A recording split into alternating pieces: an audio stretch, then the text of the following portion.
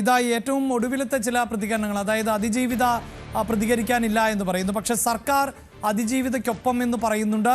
അവർ മേൽക്കോടതിയെ സമീപിക്കും എന്നുള്ളതാണ് നമുക്ക് ഏറ്റവും ഒടുവിലായി കിട്ടുന്ന വിവരം. ഇവിടെ പക്ഷേ ഈ പറയുന്നത് പോലെ എവിഡൻസുകൾ പ്രധാനപ്പെട്ടതാണ്.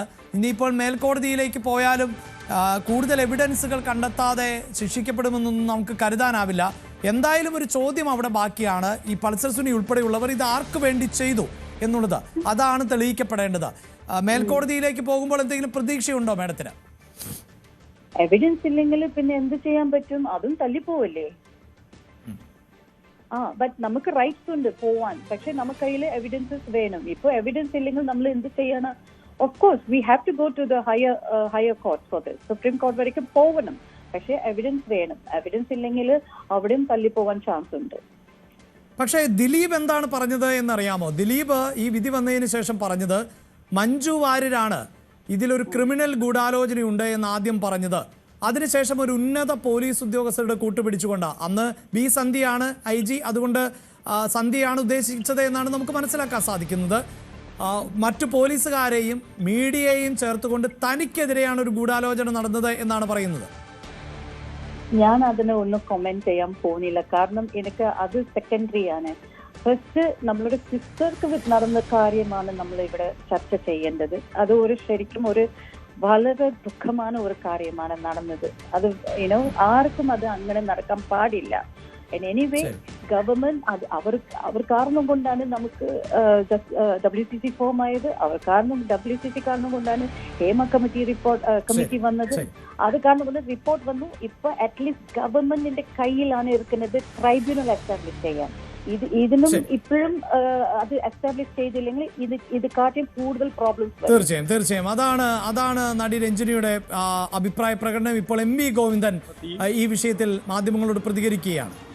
എല്ലാവർക്കും അറിയുന്ന ഒരു കാര്യമാണ്. വെറുതെ കുറച്ചാളുകൾ ചേർന്ന് നടത്തിയിട്ടുള്ള ഒരു അതിക്രമമല്ല.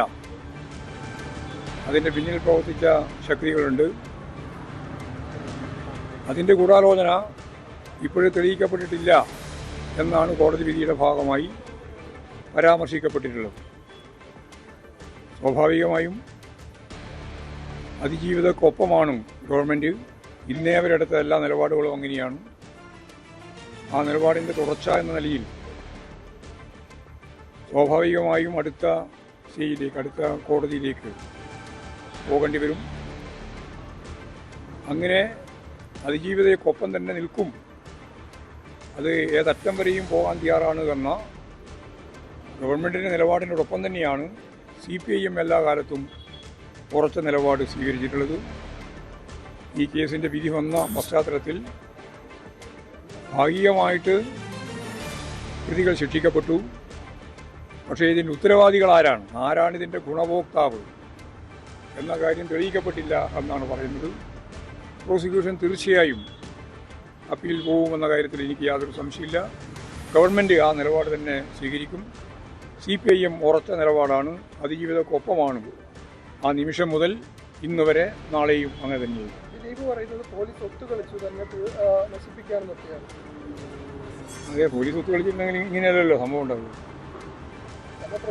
ദിലീപ് ഉൾപ്പെടെയുള്ളവർക്ക് ജയിലിൽ കിടക്കേണ്ടി വന്നല്ലോ. ആരായാലും അവരെ സംരക്ഷിക്കപ്പെടില്ല.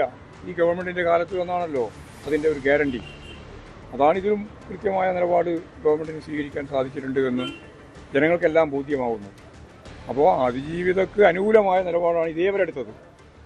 നിയമയുദ്ധത്തിൻ്റെ ഭാഗമായിട്ട് സുപ്രീം കോടതി വരെ പോയതും അതിജീവിതക്കൊപ്പം നിന്നുകൊണ്ട് ഗവൺമെൻറ് തന്നെയാണ്. അപ്പോൾ ശരിയായ രീതിയിലുള്ള നിലപാട് സ്വീകരിച്ചുകൊണ്ട് ഗവൺമെൻറ് മുന്നോട്ടേക്ക് പോകും എന്ന് തന്നെയാണ്.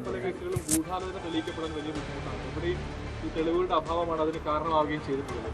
ഇവിടെ പ്രോസിക്യൂഷന്റെ വീഴ്ചയാണോ? അല്ല, തെളിവുകൾ ശേഖരിക്കുക എന്നുള്ളത് ഇതുപോലുള്ള കാര്യങ്ങൾക്ക് കുറച്ച് പ്രയാസം തന്നെയാണ്. പക്ഷേ അത് കൃത്യമായ രീതിയിൽ തെളിയിക്കപ്പെടും എന്ന് തന്നെയാണ് ഞാൻ പ്രതീക്ഷിക്കുന്നത്. അദ്ദേഹത്തിൻ്റെ വിശദീകരണത്തിലൊന്നും ഇന്ത്യയിൽ വലിയ പ്രസക്തിയില്ല. അതാ ഞാൻ പറഞ്ഞത്, വലിയ പ്രസക്തിയില്ല. എല്ലാ ക്രിമിനലുകളെയും നേരിട്ടുകൊണ്ടാണ് പോലീസ് കേരളത്തിൽ പ്രവർത്തിക്കുന്നത്. അതെല്ലാവർക്കും അറിയാം. പകൽ വെളിച്ചം പോലെ അറിയുന്ന ഒരു കാര്യമാണ്.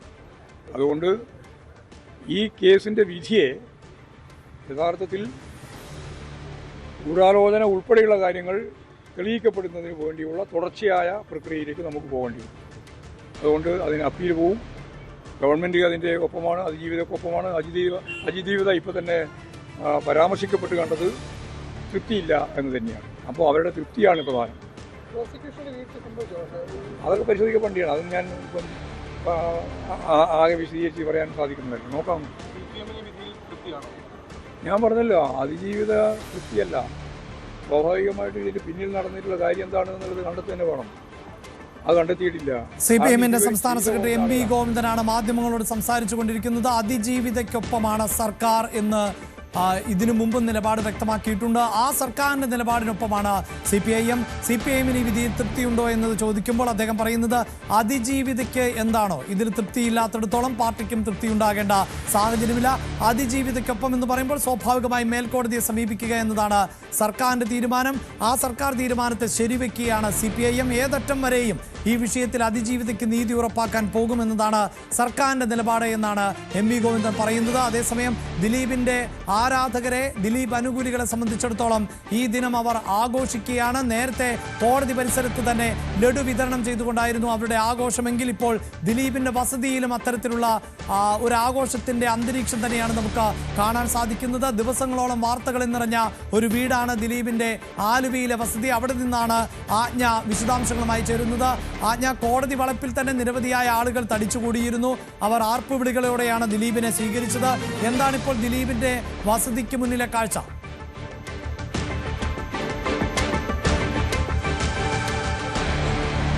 അഭിലാഷ്, ഇവിടെ ഈ ഫാൻസ് അസോസിയേഷന്റെ നേതൃത്വത്തിൽ കേക്ക് കട്ടിങ്ങും ലഡു വിതരണവും ഒക്കെയാണ് അതിനുള്ള അറേഞ്ച്മെന്റ്സ് ഒക്കെ നടത്തിയിട്ടുള്ളത്. ദിലീപ് വന്നെത്തുമ്പോൾ കേക്ക് കട്ട് ചെയ്യാനുള്ള നീക്കത്തിലാണ് ഫാൻസ് അസോസിയേഷൻ. എന്തായാലും നമ്മൾ അഭിലാഷ് പറഞ്ഞതുപോലെ കോടതി വളപ്പിൽ കണ്ടതുപോലെ അത്ര വലിയൊരു ഫാൻ ഒരു സമുച്ചയം ഇവിടെ, ജനസമുച്ചയം ഇവിടെ ഉണ്ട് എന്ന് പറയാൻ പറ്റില്ലെങ്കിൽ പോലും അത് കോടതി വളപ്പിലായിരുന്നു അത്രയും അധികം ആളുകൾ ഉണ്ടായിരുന്നത്. അങ്ങനെ ഇവിടേക്ക് കുറച്ച് ആളുകൾ വന്നിട്ടുണ്ട്. ഫാൻസ് അസോസിയേഷനുമായി ബന്ധപ്പെട്ട കുറച്ച് ആളുകൾ ഇവിടെ എത്തിയിട്ടുണ്ട്. അവർ ഈ പറഞ്ഞതുപോലെ ദിലീപിനെ കേസിൽ കുറ്റവിമുക്തനാക്കി എന്നുള്ള പ്രിൻസിപ്പൽ സെഷൻസ് കോടതിയുടെ വിധിയുടെ അടിസ്ഥാനത്തിലാണ് അവരിവിടെ എത്തിയിട്ടുള്ളതും അവർ അതിൻ്റെ സന്തോഷം പങ്കിടാൻ വേണ്ടിയിട്ടാണ് എത്തിയിട്ടുള്ളതുമുള്ള സാഹചര്യം നമുക്കറിയാം. ദിലീപ് തന്നെ മാധ്യമങ്ങളോട് പ്രതികരിച്ചു കഴിഞ്ഞു.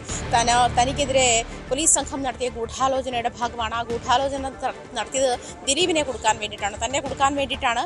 അത് കഴിഞ്ഞ ഈ 8 വർഷക്കാലം തൻ്റെ കരിയറും തൻ്റെ ജീവിതവും തൻ്റെ സമൂഹ മധ്യത്തിലുള്ള തൻ്റെ മാന്യതയും എല്ലാം ഇല്ലാതാക്കുന്ന ഒരു തരത്തിലേക്ക്, അതിനുവേണ്ടിയാണ് അത്തരത്തിലൊരു ക്രിമിനൽ ഗൂഢാലോചന പോലീസിന്റെ ഭാഗത്തുനിന്ന് ഉണ്ടായത്. ചില പോലീസ് ഉദ്യോഗസ്ഥർ, അന്വേഷണ ഉദ്യോഗസ്ഥർ ചേർന്ന് നടത്തിയ ഗൂഢാലോചനയുടെ ഭാഗമായാണ് താനിതിൽ കുടുങ്ങിയത് എന്നുള്ളതാണ് ദിലീപ് മാധ്യമങ്ങളോട് ഇതുമായി ബന്ധപ്പെട്ട വിധിയുമായി ബന്ധപ്പെട്ട പ്രതികരണം. ആരാണ് ഗൂഢാലോചന നടത്തിയത് എന്നുള്ള കാര്യത്തിൽ വ്യക്തമായ മറുപടി നൽകാൻ കഴിഞ്ഞില്ലെങ്കിൽ പോലും, മറുപടി നൽകിയില്ലെങ്കിൽ പോലും